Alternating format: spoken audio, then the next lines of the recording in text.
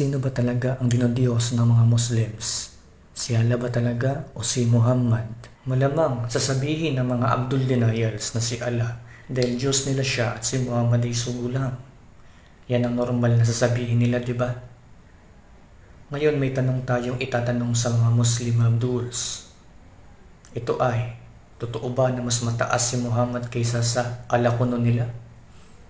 Well, titignan natin.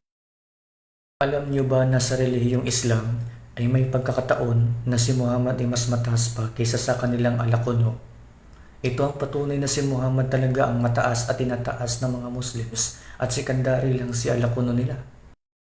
Sa Islam, kapag ininsulto mo si Allah, ikaw ay lalatiguhin ayon sa mga pantas ng kanilang relihiyon.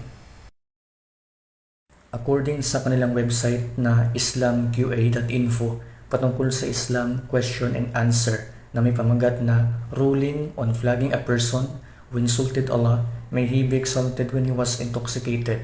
Ang fatwa or Islamic ruling number ay 205-722.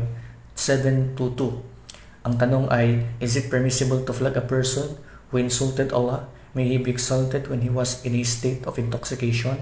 Ang sagot ng fatwa ay, praise be to Allah. Firstly, consuming intoxicants is a major sin. Intoxicants are the mother of all evils and a means that lead to reprehensible deeds and sin. Secondly, the intoxicated person is not to be brought to account for what he says when he is in an intoxicated state because he is not in his right mind.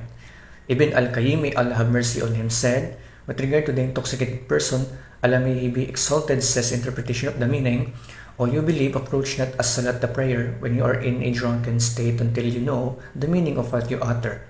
An-Nisa chapter 4 verse 43. No ruling can be applied to the words of the one who is intoxicated unless he is aware of what he is saying. Hence the Prophet, blessings and peace of Allah be upon him, instructed that the breath of a man who admitted to zina should be smelled to find out whether he knew what he was saying or not. And he did not punish Hamza for saying when he was in an intoxicated state before the prohibition on intoxicants was revealed, "Are you any more than a slave of my father?" And he did not denounce as a kafir the one who recited in the prayer when he was intoxicated, "I worship what you worship and we worship that which you worship." And quote from Ilam al-Muwaqin 387, Ibn Utaymin, may Allah have mercy on him, said, the correct view is that if a person consumes intoxicants even though that is forbidden, is not to be punished with more than that which is mentioned in Sharia, which is 40 lashes or 80 lashes or more than that, depending on what will serve to deter people from drinking or consuming these haram things. With regard to taking him to task for his words or actions when he was not in his right mind, that is not possible, end quote. Pansinin na ang pag-iinsulto kay Allah, ang punishment lang ay latiguin ka lang according sa Sharia. Pero ano naman kapag si Muhammad ang ininsulto?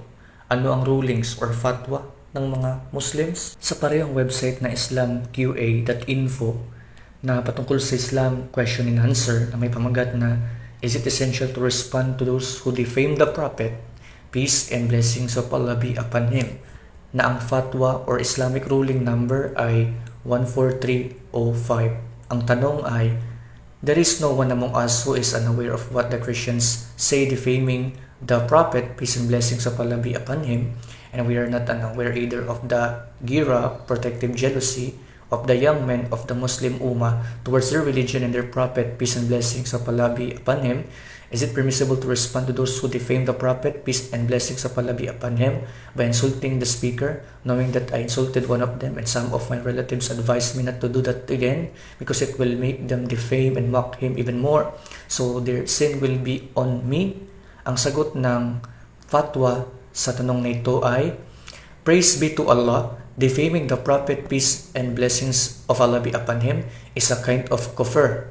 If that is done by a Muslim, then it is apostasy on his part, and the authorities have to defend the cause of Allah and His Messenger, peace and blessings of Allah be upon him, by executing the one who defamed him.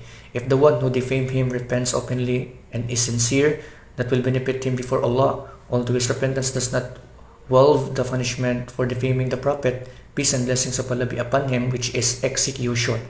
Pansinin ninyo, kapag si Allah ang iniinsulto, lalatiguhin ka lang. Pero kapag si Muhammad na ang ininsulto mo, i-execute ka na, papatayin ka na. Teka muna Muslims, bakit baliktad? Di ba dapat ang manginginsulto kay Allah ang papatayin o i-execute at yung manginginsulto kay Muhammad, yun yung latiguhin lang? Bakit baliktad na? Bakit mas matindi ang punishment sa panginginsulto kay Muhammad kaysa sa panginginsulto kay Allah? Be honest Muslims, sino ba talagang dinodiyos nyo?